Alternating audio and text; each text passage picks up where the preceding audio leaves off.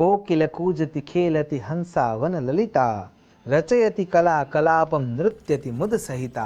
नमो नमः। તમારા બધાનું સ્વાગત કરું છું આધ્યાત્મિક મહાશક્તિમાં। ભગવાન સાંબ સદા શિવની આરતીઓની આ પંક્તિ છે, કોકિલકૂજતિ ખેલતિ હંસા વન લલિતા। જ્યારે ભગવાન સાંબ સદા શિવ તપસ્યમાં લીન છે અને એ સમયે માં પાર્વતીના જન્મ પૂર્વે જ્યારે સતી માતાનો ત્યાગ થયેલો છે અને સતી માતાનો દેહ વિલય થયો છે, એના પછી જે તપસ્યનો ભાગ છે એ સતી દેવીનો એક કોકિલા રૂપે એટલે કે કોયલ રૂપે કરેલો છે। બહુ જ જાણવા જેવી ઘટના છે અને આ ઘટનાના આધારે એમની જે તપસ્યાનું જે વ્રત છે, જે અત્યારના સમયમાં બહેનો કરે છે, એનું નામ છે કોકિલા વ્રત। ખૂબ જ પ્રસિદ્ધ આ વ્રત છે, પણ એના પાછળની જે ગાથા છે અને એના પાછળના જે તથ્યો છે ને રહસ્યો છે એ એના કરતાં પણ વધારે મહત્વના બની જાય છે। તો ભગવાન સાંબ સદા શિવની અનુકંપા પ્રાપ્ત કર્યા પછી પણ સતી માતા જે દક્ષ પ્રજાપતિના દીકરી છે, દક્ષ એટલે બુદ્ધિ, બુદ્ધિનું સંતાન, બુદ્ધિને પ્રબળતા આપી રહી છે, એના કારણે થઈને કેટલીક ભૂલો થઈ જાય છે અને એ ભૂલોના પ્રાયશ્ચિત રૂપે જે સ્થિરતા પ્રાપ્ત કરવા માટે જે ક્રિયા છે એ નામ એટલે કોકિલા વ્રતની ક્રિયા।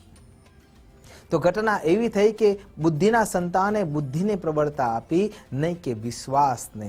અને એવા સમયમાં દક્ષ પોતાના બદલાના વૃત્તિના ભાવને સંતોષવા માટે થઈને યજ્ઞનું આયોજન કરે છે, આરાધન નક્કી કરે છે અને એ સમયે સતી માતા ત્યાંથી ભગવાન સાંબ સદા શિવને પ્રાર્થના કરીને ત્યાંથી જવા માટે અનુરોધ કરે છે।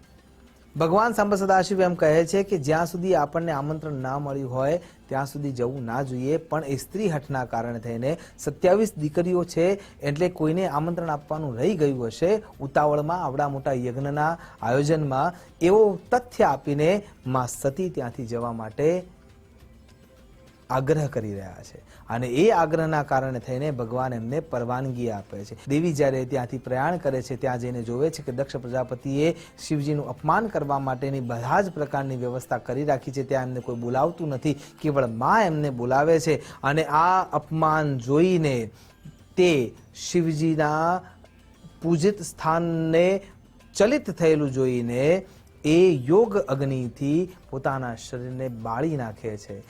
પણ આ ક્રિયા કરવામાં ભગવાન સાંબ સદા શિવની સહમતિ નથી, ત્યાંની મંજૂરી નથી અને છતાં પણ આ ક્રિયા કરી નાખી છે, એમને પોતાના શરીરને ડિસ્ટ્રોય કરી નાખ્યું છે અને એટલા માટે ભગવાન સાંબ સદા શિવ વધારે ક્રુદ્ધ છે અને ત્યાં શ્રાપ આપી બેસે છે કે દેવી તમારે આ ક્રિયા કરવાની નહોતી, છતાં પણ તમે મારી પરવાનગી વિના કરી છે, એટલે તમારે 10,000 વર્ષનું તપ કરવું પડશે અને કોયલના રૂપમાં જન્મ લેવો પડશે।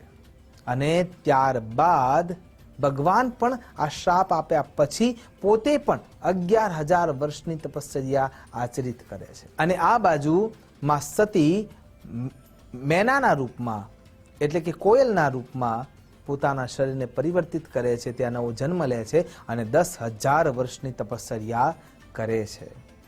પણ અહીંયા પ્રશ્ન એ થાય છે કે કોયલ જ કેમ, બીજું કોઈ પક્ષી કેમ નહીં, અને કેમ કોયલ થઈને જ એમને 10,000 વર્ષની તપશ્ચર્યા કરી। અને આપણે આજે કોકિલા વ્રત જે કરીએ છીએ એના અંદર આ કોયલનું પાત્ર એટલું મહત્વનું છે ખરા?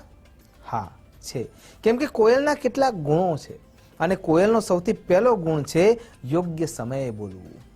ઉનાળામાં એ ટવકારા કરે છે ને આપણને મીઠી લાગે છે, એટલે એનો બીજો ગુણ પણ એ જ થઈ જાય છે કે મધુર બોલવું। અહીંયા થોડો વિચાર કરો, જ્યારે સતી માતા ક્રોધાવશમાં આવે છે ત્યારે એમના શબ્દો ખોટા હોય છે, યોગ્ય સમયે યોગ્ય જે વિચાર કરીને બોલવાનું છે એ બુદ્ધિનું સંતાન હોવાના કારણે થઈને એ સ્થિરતા એમનામાં નથી અને એટલા માટે એમને આ બીજો જન્મ લેવો પડે છે અને ત્યાં એમને કોયલનો જન્મ એટલા માટે લેવો પડે છે કેમ કે કોયલનો સૌથી પહેલો ગુણ છે સુયોગ્ય સમયે બોલવું, બીજો ગુણ છે મધુર બોલવું અને ત્રીજો ગુણ છે તપથી સુંદર થવું।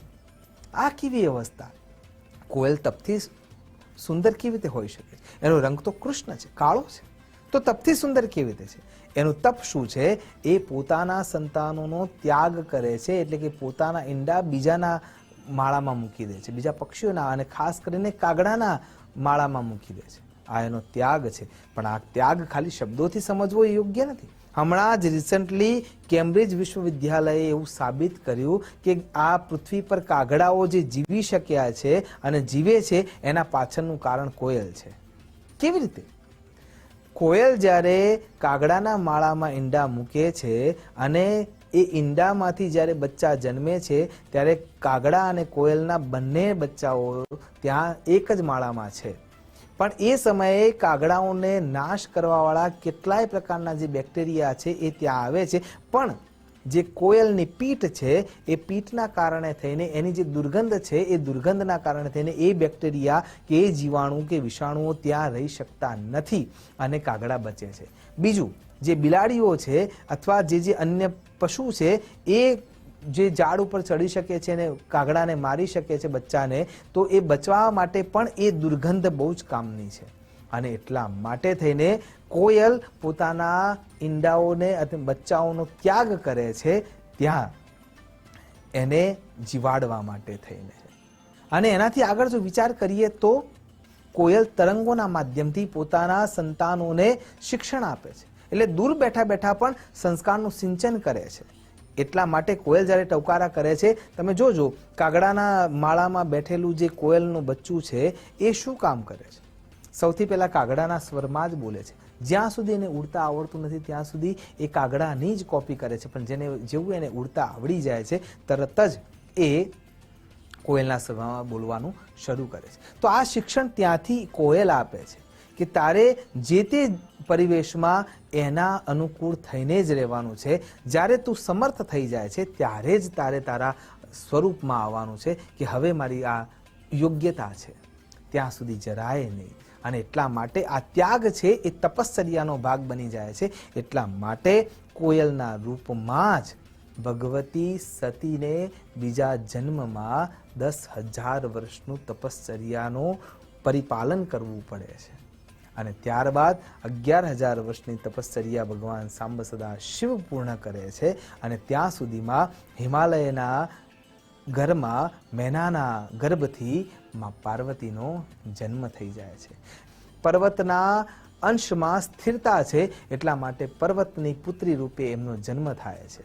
તો અહીંયા કોકિલા વ્રત કેમ કરવું પડે છે? કોકિલા વ્રત કરવા પાછળનો આશય એ છે કે આપણા અંદર રહેલા જે ષડરિપુઓ છે એનો નાશ થાય અને એના થકી ભગવાન સાંબ સદા શિવ આપણને મળી શકે અને ભગવાનની અનુકંપા પ્રાપ્ત થઈ શકે. તો એના કેટલાક નિયમો છે.